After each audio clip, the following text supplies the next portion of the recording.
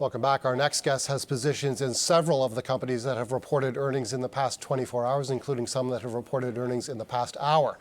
She's here to talk about her reaction and portfolio strategy. She's Diana Avigdor, Head of Trading at Barometer Capital Management. It's great to see you. Thank you very much for having me. Why don't we start with BCE? It's reported in the past hour or so. So we have about 100,000 earnings out there today. Yeah. So headlines, we're going to be headline driven. So Bell reported better subscriber numbers, a little light on revenue. Not surprising, given the promotional activity that's been going on due to competitive reasons. You don't buy Bell for growth so much. You buy Bell for the dividend yield, stability, cash flow, 4.6% dividend yield. That's basically it. And, there's, in wireless, which is very important to the whole sector, it's where the growth is. And they've done okay, I think, in wireless subscriber growth. Jeff thinks those dividend increases may slow down when you see yields of 4.6%. Do you agree? It's possible. It's possible that you even have the stock price go up and the dividend, and nothing needs to happen to the dividend, it's just the yield kind of goes up in a zero rate environment. I'll take almost anything over 3% type of thing, as long as it has stability and cash flow. And, the defensiveness nature of the stock, you don't have the kind of volatility that, say, you get with a Facebook type of stock. So it's possible that the yield goes down, but frankly, some of these stocks are held up because where are you going to put your money if you're looking for some yield? Yeah, definitely agree with you. I mean, we're a little bit concerned on the valuation, but I certainly take your point that it's a place that people want to hide. Yeah, valuations get expensive in an environment where you don't have where to put the money that has some kind of return. Suncor Energy has reported a soft set of financial results, but the news is really that it's upping its exposure to Syncrude, buying, I guess, when prices are low. Do you like that strategy? I'm going to quote one of our portfolio managers that said 2 days ago this. He said in the energy companies, the growth energy companies, and the income-producing energy companies, they all are having a bit of an identity crisis. And there's just a few energy companies that actually are showing strategy through this whole patch, and Suncor is one of them. And you've seen the earnings today, but their acquisitive nature, the Canadian oil sands deal has now closed, and they can focus on cutting costs and taking out whatever synergies, hitching their wagon to Syncrude, which is higher price to oil, and just generally building out and passing through strategy, and we'll see where it gets them out once the energy markets stabilize.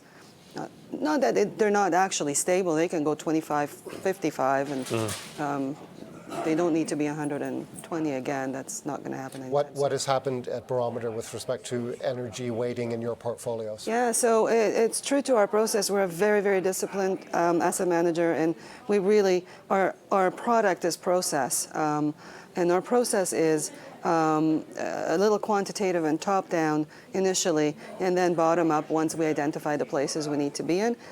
So true to that strategy, we got out of energy 2 years ago because our stop losses, we have these trailing stop losses, they take us out, and we're very, very disciplined to that. And, Canadian market breadth started to expand first time in 2 years about a month or two ago, and that takes us to the strength of the market, and that's where it showed itself. So we've gone from 0 to initially 10%, took us out through stop losses through a little dip from 42 to 35, went back down to 5, but we're back up to 12%.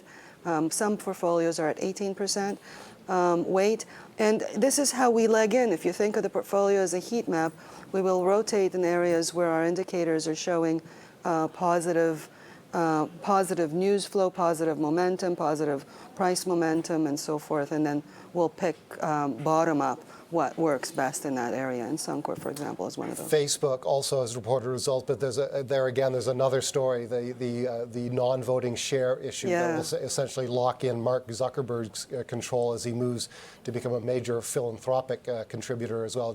As a shareholder of Facebook, what do you think?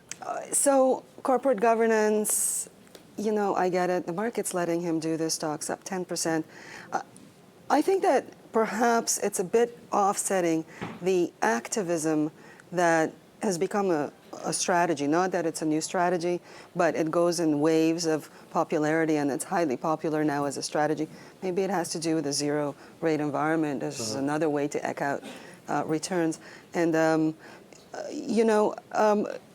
maybe the market's giving him the possibility. He's a visionary.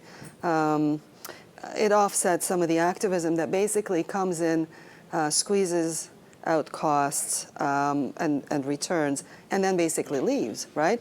Ackman was Ackman on Valley on VRX yesterday. He's quoted as saying the mistakes that the company made boosted profit but not value, and so we don't like the dual share because we're shareholders. We want to all be equal all the time.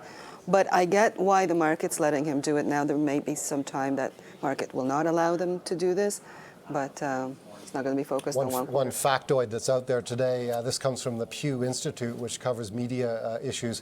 There's now more revenue coming from Facebook and advertising revenue than the entire U.S. newspaper industry. $5.2 billion for Facebook, $3.5 billion for 1,300 daily newspaper sites around the United States. That's incredible. Diana Avigdor, thank you very much. Thank you very much. That's for having Diana me. Thank you. Avigdor of Barometer Capital. She joined us talking about several of the stories that are out there today, earnings-wise.